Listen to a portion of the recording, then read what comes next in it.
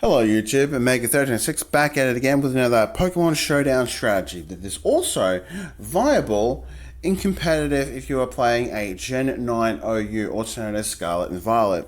This team combination and composition and strategies is probably more cracked than my phone or your ex-girlfriend. If you live in Australia and probably most, generally I'd say low-income areas like Maryborough, Childers, Ipswich, etc. Now, let's get into the strats to the beginning of our most broken options that we can think of off the top of our head. Beginning with the stats for Cinderace. We have a Jolly Nature for its high speed stat as its primary form of, stat building. We wanted to do the max EVs into its attack and its speed and put the extra remaining into HP. You never know when the extra HP is going to survive to get you that last attack in. You have no idea. It might not, it probably won't, but it might. But yeah, moving away from that, we need to go into the abilities. Heavy Duty Boots has the effect that when you focus on entrance hazards, you can essentially just ignore them when you send out Cinderace. And since this Pokemon doesn't set up entrance hazards, it becomes incredibly effective, just ignoring them. Then we have the Libero ability, which allows us to, on switch in, so when we throw this out, it can copy the move type of whatever move we use. So if we go for Court Change, being a normal type move, giving us immunity to ghost type moves, and swapping up the opponent's entrance hazards back to them. That's why this team doesn't set up entrance hazards, because we plan to use our opponent's entrance hazards against them. Then we also have the U-turn, which allows us to pivot to giving us a really good bulky wall. So if we go lead in with Cinderace, hit with U-turn, then we can go into one of our favorites, Slowking Gala, which was an incredibly overall bulky wall. This broken little mod that we're going to end up swapping into has some very, very interesting uses to set up into a sweep situation. But we're not going to go into the sweep situation option that our bulky Galarian Slowking actually has. Continuing with the moveset, we have the Pyro Ball. It is a 120 base power move. It is effective for dealing damage and fire types with a 10% chance of causing burn, also thawing out the opponent's Pokemon if they've been frozen. We do not have any ice types, so this does not matter. And even if we did, we don't have any freezing abilities. So then we have our Bounce, which has a 30% chance of causing paralysis. It may have an 85% chance accuracy with an 85% base power, but with Libero, it gives us a stab, which can be an interesting benefit to that as well. So this means that if we know we're going to outspeed an opponent's Pokemon that isn't immune to Flying type or Bug type, what we can do is lead off with a Bounce and then go into U-turn and then put into a better swap. A lot of people might choose the Will-O-Wisp to reduce an opponent's attack power, but I feel like that this is funnier. And on top of that, I wanted to have more type coverage options and defenses. And that's why its Terra type is fire, the same as it is a mono fire type. Because if we wanted to stay in with the Libero and we didn't want to switch out to get its Libero effect again, well, it means we can turn back to Pyro Ball. That is why it is typed the way it is. Let's go to Galarian Slowking. It is typed normal for its Terra type for the simple reason that, well, Psychic fucks it up, so that is one thing. Dark fucks it up. Ghost fucks it up. And also, because we don't have any poison moves, it's kind of useless against fairy types. It seems like a very strange thing to have, but if the opponent was to throw a ghost move at us because they might have a infiltrated Dragapult like we do, this is a incredibly effective counter if they were going for the Phantom Force, because it is realistically the only physical physical ghost type move that Dragapult has. So generally speaking, it can be an effective countermeasure for that typing. Now, moving on to its abilities. We have Future Sight, 2-turn attacking move for 120 base power. Toxic, because badly poisoning an opponent every turn they get more damage if they can't use rest or any poison healing options. Slack Off, because it's a regenerated move of 50% for 8 PP. Chilly Reception, because it creates snow and swaps us out. And that goes into our Black Sludge Regenerator effectiveness, because this means that when we swap back in, 50% power, I believe, 50% power, 50% HP. Nope, it's a third. So it's technically a little less than a 50%, but with that and the 16% HP is pretty effective. And if the opponent does a switcheroo or a trick to our Galarian Slowking, then they could end up losing HP, which means Golden Eggo will have to be forced to swap out. And that can be pretty effective. And the snow setup from Chilly Reception has a benefit. It goes into our Choice Specs Thunderous Therian, which allows us to use Weather Ball. Weather Ball is a very funny item, because this means that when we use this ability, we can do 100 base ice damage, fire damage, water damage, whatever the weather happens to be, even ground damage. It does not matter. So weather effects can be turned as into a 100 base power extra type coverage, which is incredibly effective. Which is kind of why Cast Form used to use, all the different attributes, all the different transformations. Back in the day, I'm not too sure if Cast Form has a sand form, which is why it would have hail, rain, sunny day, and weather ball. This time, because we're going a setup from the snow, has a ice type, and it is incredibly effective. It is a very nice type coverage, especially if we're going up against other flying types, like, for example, Zapdos, because our Volt Absorb gives us a bit of an immunity to Zapdos, and that can be kind of useful. Now, moving on to our, Pimp Knight's favorite move, also known as Focus Blast, being a 120 base power move that can drop the opponent's special defense by 1 stage, can be incredibly effective. Terra Blast has a similar benefit, being able to become a mono flying type special attack move, because there is no other special attack flying moves on Terra type Therian. So, because Thunderous Therian hasn't got that ability, if it had, let's say, Hurricane, we'd use Hurricane instead of Terra Blast. But due to that, we'd have to have the terrestrialized flying type. And because Volt Absorb gets rid of that extra weakness, it can be an interesting benefit, because people forget that, Thunderous Therian has Volt Absorb. And Volt Switch for pivoting options. Then we go into Alomola. This is an incredibly high bulky Pokemon. Some people just put a shit ton of health, but there's one thing I've learned: you could have all the health in the game and regenerating, but if you can't take the hit with bulk, like in a defense context, you're not going to have much benefit for the HP. That is kind of a situation that has to be dealt with.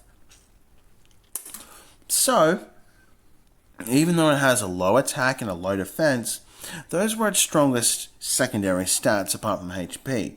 So I maximized them and gave it an adamant nature.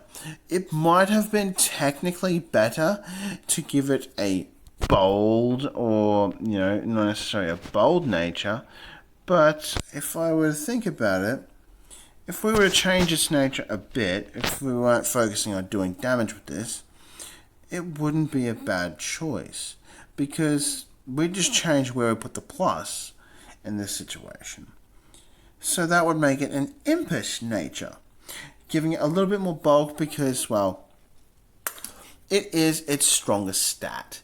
It is better off going into that, but some people, you could try it going for an adamant variation or an impish nature.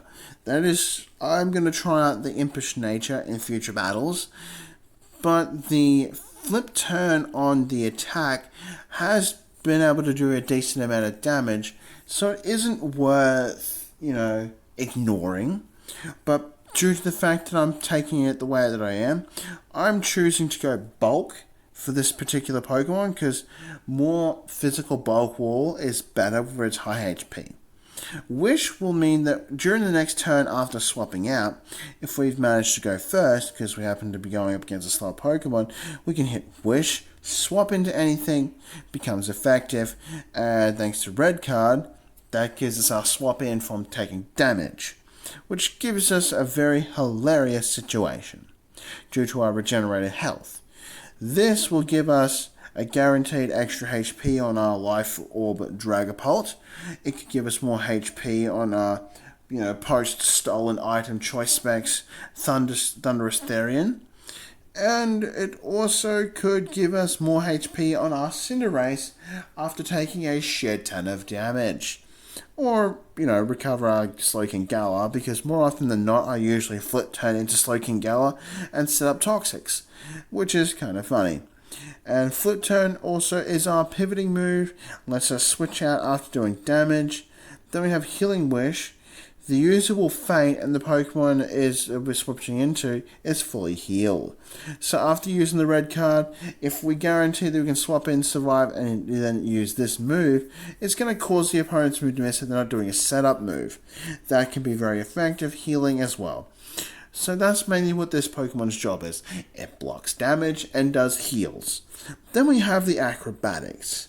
That's why that some people potentially consider this as a, hey, let's put this as a high attacking mon. Not a bad strategy. And that's why we can have a 110 base power acrobatics. It is more familiar with something like Archeops because the defeatist ability was very funny. But it is an option that you can consider. If you consider going for that, that is your choice, but it is an alternative option. It's not recommended.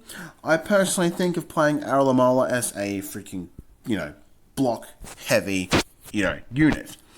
Now, speaking of other units, we're going to go for our fastest unit, that is the Dragapult, because its stats are insane. U-turn is our pivot, our priority move is Sucker Punch, our double attacking move is Dragon Dance with the 50 base damage, and if you're in double battles, you have a potential chance to hit 2 enemies twice, which can be effective. Phantom Force allows you to break through just about absolutely every form of shields and protection, so this could be a useful move. So if the opponent thinks that they can protect against Phantom Force, they are entirely wrong. And even if that weren't the case, Infiltrator, well, it gets us through a lot of things like substitutes, reflects, light screen. So if they want to protect their substitute, with a protect, no, their substitute's getting broken and the move is getting through. That is essentially why. And because Dragon Darts can break through substitutes, with the effective Infiltrator, it becomes incredibly useful. Your other option, if you weren't using Dragon Arts, would probably been, for example, Outrage for a single target move. But then you'd be stuck doing that and you'd have to worry about terrestrializing for fairy types, or just generally, in general, fairy types. Because there's not much else that is immune to, dragons. So that's kind of a situation to consider. Then we have our favourite King Gambit. With our Supreme Overlord, if everything is dead, we get a 50% power boost. But even at a 10% power boost, it is incredibly effective because our power is already at 300. So 10% of 300 might not seem like much, but that means that we can get an extra 30 in power from just one death. And that's just on moves in general. So that means Iron Head, 10% power becoming 88 power. Retaliate doubles if on a switch in from a single death, making it 150 base power after the appliance of Supreme Overlord as an ability. Then you have things like Sucker Punch, which, becomes a 77. Then you have Reversal, Reversal can become incredibly powerful pretty quickly, and that's something to keep in mind, because the more damage you take, the more damage you deal with this. So if you have, per se, I don't know, 100 HP loss, you can get out of the 400 we've got on this bastard. Yeah, that means you can get 110 base power on a reversal. And it's still bulky. And then you can swap it out. And that's when regenerating into Aulamola, or setting up, Galarian Slowking into the Weather Ball, Therian Thunderous, or swapping out into Volt Switch if they don't have a ground type into Aulamola, which gives it an extra boost. Then you can go from Wish into then Flip Turn, can be pretty effective. So Wish, if it doesn't die, it guarantees that it's going to heal the King Gambit or go into Dragapult. That makes it a very effective monster to swap out into at any point in time. But if you know that you're not dealing with ghost types, you can get a 50% power on top of a double retaliate, which is 140. So what's that? Half of 140? Oh yeah, that's 70. So that's a 70 on top of 140, making it 210 base power. And considering reversal scales with the more damage that you take, you can then go into, if your opponent's going to try and then deal with this as quickly as possible, go straight into a Sucker Punch with a 50% power boost on a 7% power. That is probably, what is 70% half? That's 45. No, 35. So that making it 105 base power. And then after taking that hit, if you can survive the next one, Reversal keeps getting more and more stronger, allowing you to sweep, which is why we gave it the terrestrialization of Fighting type. And we forgot to go over the, terrestrialization of why we gave Dragapult Poison. Well, for the simple fact is that Ghost is weak to Ghost, Dragon is weak to Dragon, as well as Ice and also Fairy. Now, what if the opponent is playing a Fairy type? You can just go Terrestrialize into it and become immune by becoming a Poison type. And then that becomes really goddamn funny. And then you got Dragon Darts, even though if it's a Fairy type, that's not the best option. And same thing with Sucker Punch. But U-Turn is sort of an option to get the fuck out of there. But if you want to hang in there, Phantom Force can be a pretty good thing if they don't have anything that's immune to it. And being an Infiltrator can be a very effective strategy. Now, we want to go into a couple of different variations for some of the Pokemon's movesets and also an option for Cinderace. We have Iron Thorns, which is of 90. It has the high horsepower, which is a 95 base damage, no effect rock move. And it's not bad. Then we have Dragon Tail, which is the swapping out to set into entrance hazards. Then we have Rest Sleep Talk. It is incredibly effective for that reason. And if you wanted to swap out for the Dragapult, you could swap out a Dragapult, for a Cinderace, giving you the option to have, switching out your opponent's entrance hazards and putting them back to your opponent to fuck with them. That could be an alternate option as well, but you might not want to play with that. But then also, even if you don't, you still have the Toxic Spikes option with the same setup on the Slowking Galarian, and with that we can then set up 2 spikes and then just keep swapping out the opponent's Pokemon if they do not have anything immune to poison, like lack of flying types, lack of poison types, and lack of anything immune to Dragon Tail. Just keep poisoning the foe, and the opponent's going to have to keep taking damage over time if they don't have a Resto Sleeper set, like what we have with this. Booster energy becomes a pretty decent thing, because we get a 30% boost to our power, and 30% boost to power. Well, that's actually pretty effective, giving us a 343 base power with Iron Thorns, and being incredibly bulky to boot. This is an incredibly option, or the team building choice but that comes down to you. If you didn't want to change the, Slowking Galarian's Toxic into Toxic Spikes, but you wanted to change the Dragapult into a Cinderace, or, some of the other options there, Iron Thorns becomes pretty darn effective instead of Dragapult if you wanted to.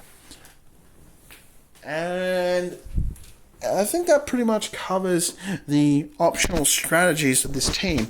This team can become meta viable. And due to it being meta viable, if you're a good player, you could probably reach the top 10 of Gen 9 OU in, your local area or just a region. So if you want to piss people off, consider this team options a good way to go. I mean, I like Dragapult, but I don't like Cinderace as much. But if you wanted to go the route with an extra bulky Pokemon and less focus on pivoting, you can always swap out the Dragapult on the trolling team side of things for a Cinderace and swap out the Toxic Spikes for just, regular Toxic. And you have a solid optional team member. It is very, very funny. Unlike Yu-Gi-Oh! Pokemon, you don't have a side deck for your Pokemon to swap out. Otherwise, I think the game would become too much like four-dimensional chess. I mean, I don't think that exists, but as far as I'm concerned, it is insane. Now, let's bring in the battle that I had with my, Iron Thorns. It took about 30 turns for the opponent to give up, but my bad. I always keep forgetting that the audio is going to be a bit of a blast there. My bad. I do hope that I can edit that audio sample later. So, bear in mind, I keep forgetting a lot of different things about this particular recording and everything in it. So, yeah. The opponent goes into a lot of interesting options, but I only managed to take out two of his Pokemon, his Quagsire and his Arcanine. But by the 30th turn, because I'm able to constantly swap all of his setups, because I'm able to outbulk him or equally bulk him, he gives up. And by the 30th turn, you're wondering, thinking, what the hell? Most players have something called like a generic tenacity to the play it through to the end. This would have gone on for much longer, but I feel like that this guy just lost the will to continue playing against this team. I mean, considering the only thing he managed to take out, I think it was the Dragapult and the Therian that he managed to take out. So, I think we were both 2 Pokemon down, and he decided to give up. Which is not surprising, but, it happens a lot. But what can you do, right?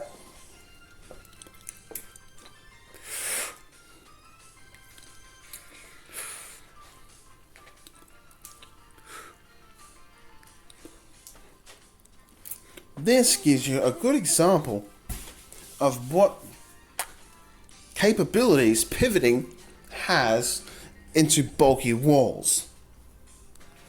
My bad. Apparently, my phone failed to continue recording. I'll have to check that in the background. Apparently, if I'm not fiddling with my phone screen, it goes into sleep mode. Every time I keep forgetting that, and the audio is beyond me, but we'll have to wait and see. Hopefully the recording is consistently in the audio department. Because I've recorded this video at least 3 times, and I'm still not satisfied. For the most part.